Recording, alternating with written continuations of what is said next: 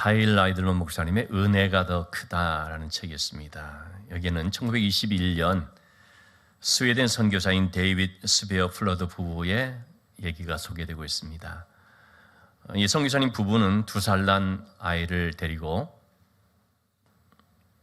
저기 아직 나올 때가 아닌데 콩고, 지금의 아프리카 콩고 땅으로 가게 됐습니다. 그곳에서 다른 선교사님 부부와 함께 이제 엔들레아라고 하는 곳으로 가서 복음을 전하게 됐습니다. 그런데 추장이 그 마을에 접근하는 것을 금지를 시켰습니다. 그래서 그 마을에서 조금 떨어진 곳에 흙집을 짓고 지낼 수밖에 없었습니다. 도저히 마을을 접근할 수가 없었기 때문에 그들이 만날 수 있는 사람은 단 한 명, 식료품을 배달해주는 한 소년이었다고 합니다. 그래서 이 선교사님 부부들은 이 소년을 붙잡고 열심히 복음을 전하게 됐습니다. 참 하나님의 은혜로 다행히 이 한 소년이 복음을 영접하게 됐습니다. 그것이 그들의 유일한 성과였습니다. 그런 중에 함께 온 선교사님 부부가 말라리아에 걸려서 그만 그곳을 떠날 수밖에 없게 됐습니다. 데이빗 스베어 플러드 이 두 부부만 남게 됐습니다. 그러던 가운데 딸을 낳게 됐는데 이 딸을 낳은 지 며칠이 안 되어서 부인인 스베어 플러드 이 부인이 그만 말라리아에 걸려서 세상을 떠나고 말았습니다. 데이빗 선교사님은 아내를 묻으면서 얼마나 마음이 상처가 깊게 됐는지요. 그래서 그는 데리고 온 한 애는 자기가 데리고 가고, 그리고 낳은 지 얼마 안 되는 정말 갓난아기죠. 이 아이를 선교부모에 맡기면서 내가 아내 없이 도저히 이 어린애를 맡을 수가 없다. 그리고 그만 자기 고국인 스웨덴으로 떠나버렸습니다. 그는 이렇게 말을 했습니다. 하나님은 내 인생을 망쳤다. 하나님에 대한 깊은 원망을 가지고 그리고 이제 스웨덴으로 가서 그는 하나님을 떠난 삶을 살았던 것입니다. 이 어린 딸이 다른 선교사님에게 맡겨졌는데 맡은 이 선교사님마저도 부부가 또 얼마 안 돼서 그만 또 돌아가셨다는 것 같아요. 그리고 이제는 또 다른 분이 이 아이를 맡게 됐습니다. 그 선교사님들은 미국으로 가서 정착해 살면서 이 아이를 키우기 시작했습니다. 그리고 그 어린 딸이 성년이 돼서 결혼을 하게 됐습니다. 그러던 가운데 어느 날 자기 집에 우편물이 하나 배달이 됐는데요. 스웨덴에서 온 것이었습니다. 보니까는 신앙 잡지였습니다. 그 잡지를 뒤적이는데 거기에 하얀 십자가가 있고요. 그리고 거기에는 투박한 무덤 사진과 함께 스베어 플러드라는 이름이 적혀 있는 것을 봤습니다.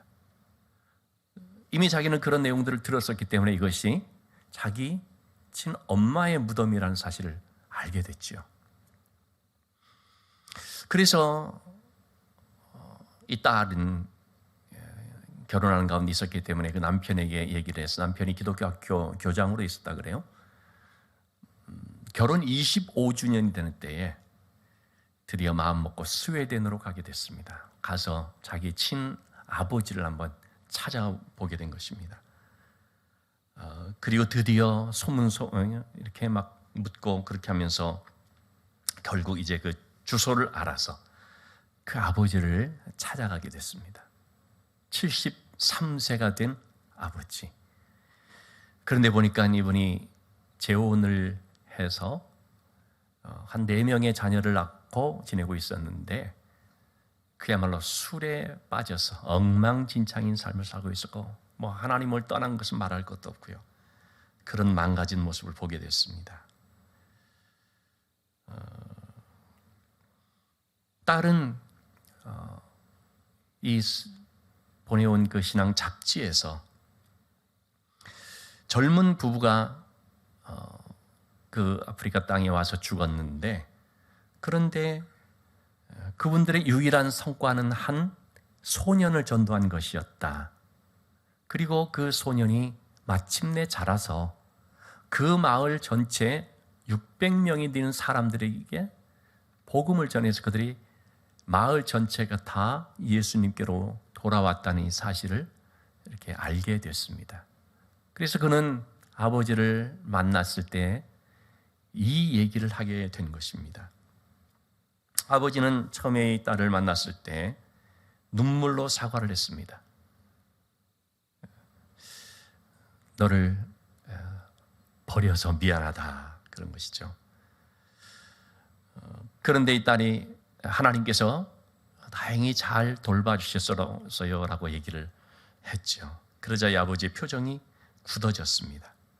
하나님은 우리 모두를 잊었다. 우리의 삶이 이렇게 된 것은 다 하나님 때문이다.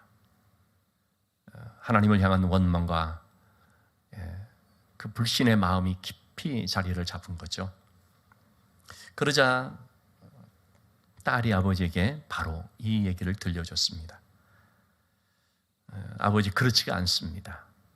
그때 식료품을 배달해 줬던 그 한 소년을 전도를 했는데 그 소년이 바로 마을 전체를 다 주님께로 인도를 했습니다. 그때 뿌린 씨앗이 계속 자라서 지금 600명이 넘는 사람들이 하나님을 섬기고 있습니다. 아빠가 거기 간 것은 결코 헛되지 않았습니다. 하나님은 아빠를 사랑하셨습니다. 하나님은 아빠를 한 번도 미워해 본 적이 없었습니다. 이 얘기를 듣는데 데이빗 플러드 그 아빠는 정신이 멍해졌다고 합니다. 그리고 딸과 대화를 하면서 마침내 주님께로 돌아왔다고 합니다. 그런데 여러분, 비록 돌아오기는 했지만 그 귀한 세월을 허송해버린 것은 얼마나 안타까운 일입니까? 그 한 명의 소년을 전도한 것이 자라서 이렇게 큰 열매를 맺게 되리라고는 생각을 못했겠죠. 그런다 할지라도, 그럴지라도 그것을 하나님께 맡기고 믿음으로 살았어야 됐었는데, 그런데 이 아버지는 하나님께 대한 낙심의 마음으로 인하여서 그만 삶이 너무나 방황하는 삶이 되어버린 거죠. 늦게나마 돌아왔다 할지라도 분명히 이렇게 방황의 세월을 가졌던 것은 또 다른 어떤 상처가 이제 되었을 것입니다. 그 후에 얘기들이 쭉 진행이 되는데요. 수년이 지난 후에 이 딸의 부부는 영국 런던에서 열린 한 전도 세미나에 참석을 하게 됐습니다. 세계 각국에서 여러 명들이 왔었는데 아프리카 콩고 자이레 지역이죠. 11만 명의 침례교인들을 대표한 한 지도자가 참석을 했다는 거죠. 만났습니다. 물었습니다. 혹시 당신은 데이빗 또 스비아 플러드 선교사님 부부를 압니까? 그러자 이 사람이 이렇게 얘기를 하는 것입니다. 내가 예수 믿게 된 것은 바로 그분들이 나를 전도했기 때문입니다. 내가 바로 그때 그 식료품을 배달했던 소년입니다. 깜짝 놀랐습니다. 내가 그 딸입니다 라고 얘기를 하자 그 사람도 너무 감동을 받았겠죠. 어떻게 이렇게 오랜 세월이 지났지만 이렇게 만날 수가 있었을까 싶었죠. 그래서 꼭 한번 자기 마을을 방문해 달라고 부탁을 합니다. 그리고 나서 또 얼마나 지났는지 모르겠습니다만은 부부가요 그 마을로 갑니다. 그리고 그 하얀 무덤 앞에, 십자가 무덤 앞에 섭니다. 자기 엄마의 그 무덤이었죠. 그리고 그것은 자기가 태어난 땅이었습니다. 여러분, 우리가 어떤 상황에서도 하나님께 대한 신뢰를 붙잡아야 되는데, 오늘 1절 말씀에서 주님은 항상 기도해야 될 것을 말씀하시면서 아주 중요한 말씀을 하나 하죠. 뭡니까? 낙심하지 말아야 할 것을. 기도하는 사람들, 예수 믿는 우리들에게 있어서 큰 시험이 될 수 있는 부분이 뭐냐면 낙심이라고 하는 거죠. 일이 잘 되든 못 되든 상황이 혹 내가 원하는 데 되든 안 되든 어떤 경우에도 항상 있어야 될 것은 기도하는 것인데, 그런데 그 기도에 낙심은 하지 말아야 된다는 것입니다. 여러분, 기도 안 하는 사람들은요, 기대도 하지 않기 때문에 낙심도 하지 않습니다. 근데 누가 낙심하기 쉽냐면요, 기도 많이 하게 될수록. 왜냐하면 기도한 만큼 기대가 있거든요. 그러나 여러분, 우리의 기도 응답이라는 것은 쉽게 이루어지는 것이 아니잖아요. 또는 빨리 될 수도 있겠지만 대부분 그렇지 않잖아요. 그렇기 때문에 기도하면서 낙심하는 경우들이 참 많은 거죠. 그러니까 주님께서도 낙심하지 말아야 할 것을 말하는 것입니다. 낙심하다라는 말, 원어는 엔카케인이라는 말인데 굴복하다, 겁쟁이가 되다라는 뜻이라고 합니다. 기도하다가 낙심한다는 것은 뭡니까? 굴복해버리는 것입니다. 기도하지 못하게 만드는 사탄에게 굴복해버리는 것입니다. 영적 싸움에서 무기를 내려놓고 무릎 꿇고 굴복해버리는 것입니다. 본문에서 낙심하지 말고 끝까지 믿음으로 기도하라는 의미에서 한 비유의 말씀을 주셨는데, 한 과부가 나옵니다. 그는 한 재판장을 찾아가는데, 이 재판장이 어떤 사람이냐면 2절 말씀에 보니까요, 하나님을 두려워하지 않고 사람을 무시하는 불의한 재판장이었습니다. 아마도 돈이 없고 힘이 없는 사람은 좀 얕보고 거들떠보지 않고 아마 그랬을 것 같습니다. 그런데도 과부는 그를 찾아가서 자기의 억울함을 풀어달라고 간절히 요청을 하죠. 재판장이 들었습니까? 듣지 않았다고 했잖아요. 듣지 않는데도 과부는 계속 찾아갑니다. 무시를 당하면서도, 번번이 좌절을 겪으면서도 끈질기게 그를 찾아가는 것입니다. 보통 사람 같았으면 몇 번 시도해 보다가 그만뒀을지도 모르는데, 이 과부는 그럴 수가 없었습니다. 왜 그랬을까요? 이 재판장이 불의한 재판장인 것은 맞지만, 나같이 힘없는 과부를 무시한다는 걸 알지만, 그럼에도 그를 찾아가지 않을 수 없었던 이유는 바로 이 재판장이 재판장이기 때문에 그렇습니다. 실권을 가지고 있기 때문입니다. 그 사람이 문제의 어떤 키를 가지고 있는 것입니다. 아무리 마음씨 좋고 나를 도와줄 것 같은 사람이 있다 할지라도 그를 찾아가서 도와달라 한들, 여러분, 의미가 없잖아요. 왜? 그 사람은 재판장이 그 사람은 능력이 없으니까.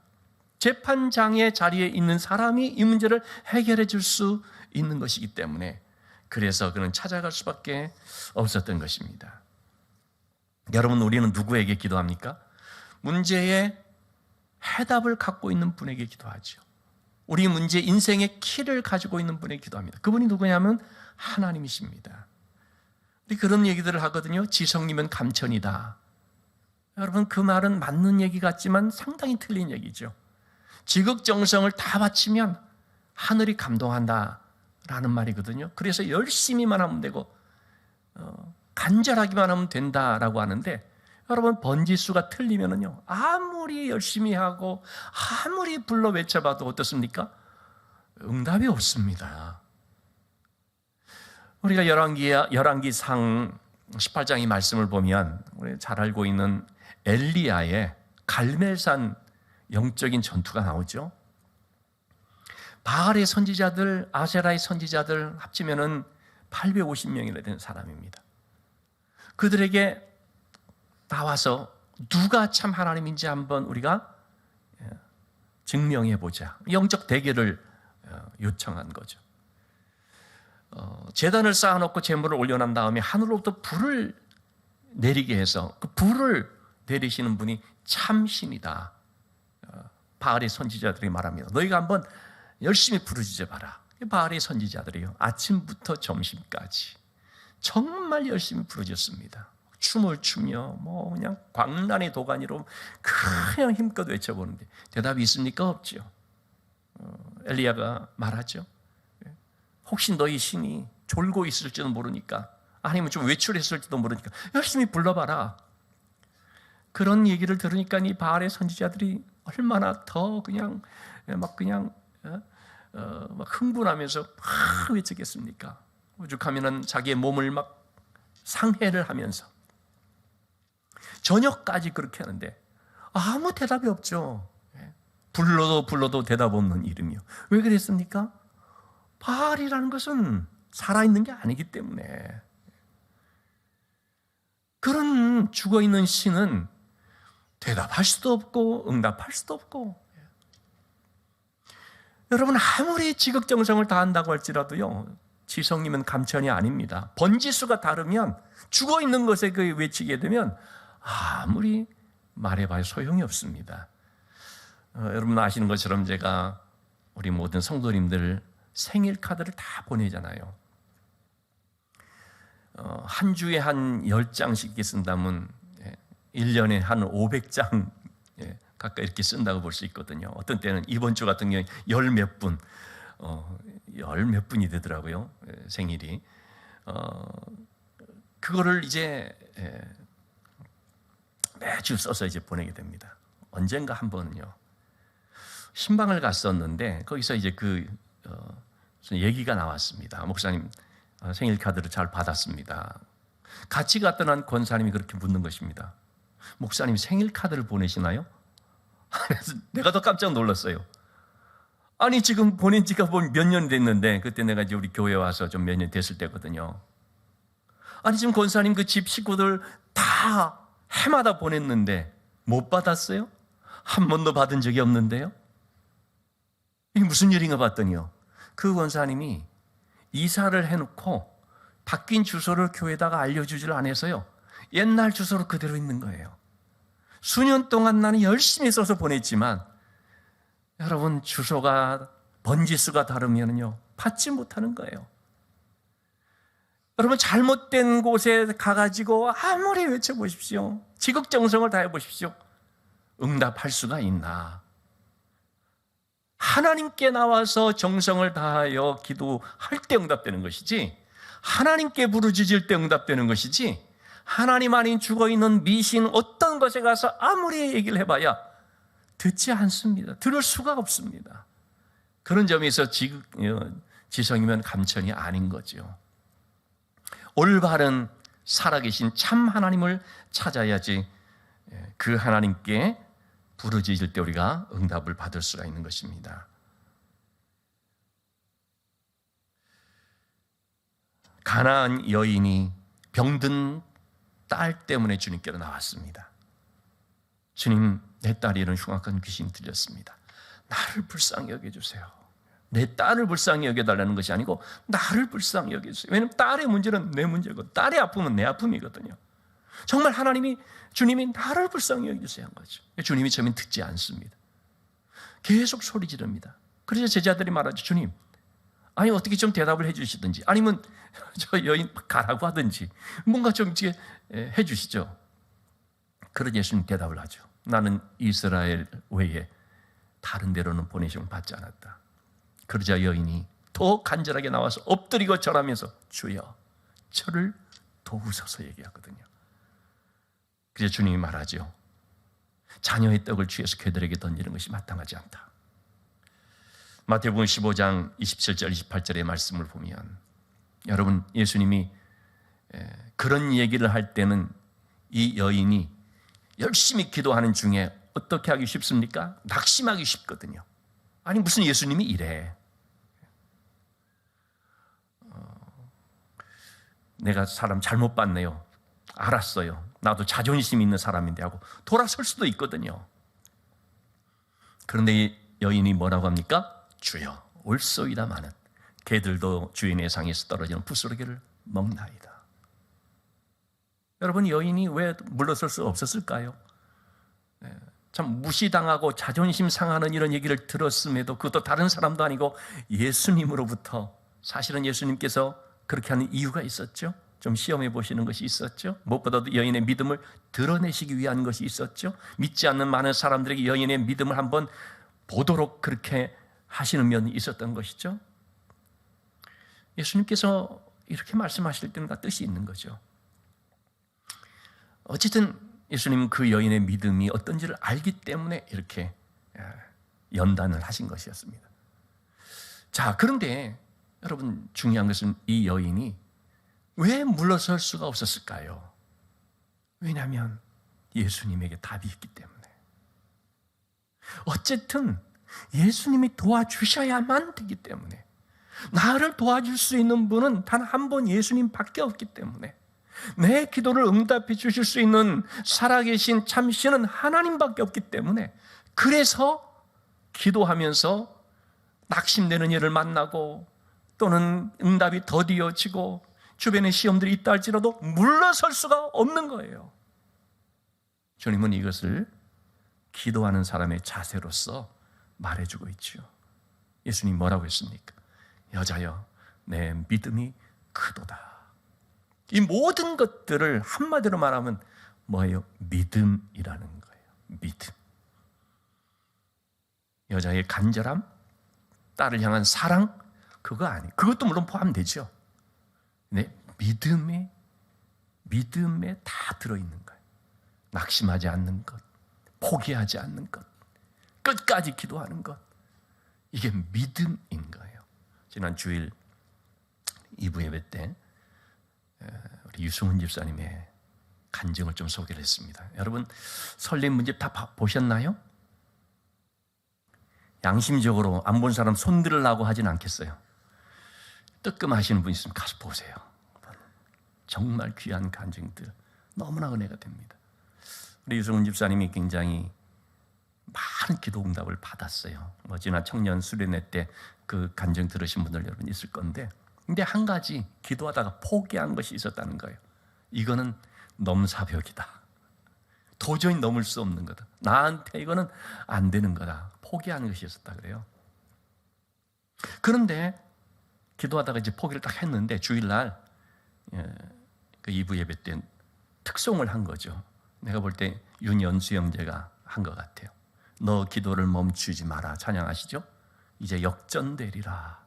그 찬양의 마음이 움직인 거예요. 그래서 그때부터 출퇴근하면서 그 찬양을 계속 들었다고 합니다. 그러니까 마음에 감동이 오겠죠. 믿음으로 계속 다시 기도를 시작했다고 합니다. 기도를 했는데요, 정말 역전이 일어난 거예요. 그래서 자기에게는 이거는 도저히 나한테 안 되는 일이라고 생각됐던 그 일이 이루어졌습니다. 제가 물어봤어요. 그게 뭔지. 짐작했던 대로 그 어떤 일이었어요. 저도 이해가 됐어요. 아, 그랬구나. 진짜 그것은 자기 형편, 자기 실력, 자기 수준, 뭐 이런 모든 걸 볼 때 안 될 수 있는 일이었어요. 뽑힐 수 없는 일이라고 생각했는데 뽑힌 거예요. 여러분, 우리의 기도에 있어서 멈추지 않는 그것은 단 한 가지 무엇 때문이냐? 신뢰 때문인 것이죠. 하나님을 향한 믿음. 이 여인도 그것이었습니다. 반드시 주님 들어주신다. 주님 말씀은 저렇게 하지만 반드시 들어주신다. 그랬더니 주님 말씀하시듯 너의 믿음대로 될지어다. 너의 믿음이 크도다. 여러분, 본문의 과부가 끈질기게 재판장을 찾아가서 간청을 하자 결국 재판장이 어떻게 됐습니까? 과부의 소원을 들어줬습니다. 왜 과부의 소원을 들어줬을까요? 하나님을 두려워해서 그랬을까요? 벌 받을까 봐 그랬을까요? 양심의 가책 때문이었을까요? 아니에요. 단 한 가지 이유 때문이었습니다. 5절 말씀, 번거롭게 하니. 귀찮게 한다는 거죠. 여기서 말하는 번거롭게라는 말, 코포스라는 말인데요, 수고와 고난과 어려움을 말합니다. 단순히 성가시게 하는 것이 아니고 업무에 지장을 줄 정도로 나를 괴롭게 한다는 것이에요. 매일 찾아오니까. 그래서 할 수 없이 이거 빨리 들어줘야겠구나 한 것입니다. 늘이라는 말을 하고 있습니다. 에이스텔로스라는 말인데요, 끝까지 목적을 달성할 때까지라는 말입니다. 늘 와서, 계속 와서 거듭거듭 기도하는 거죠. 그래서 이 재판장으로 하여금 이 소원을 들어주지 않으면 계속 오겠구나, 들어줄 때까지 오겠구나, 이런 생각을 하게 되니까 결국은 들어준 거죠. 이런 기도 응답에 대한 확실성을 주님은 이렇게 말했습니다. 7절 말씀, 악한 재판장이라고 할지라도 이렇게 들어주는데 하물며 하나님께서는 그 밤낮 부르짖는 택하신 자들의 원한, 여기서 말하는 원한이라는 것은 아픔 혹은 억울함을 말합니다. 그 마음의 깊은 소원, 그것을 풀어주지 않겠느냐라고 말하고 있습니다.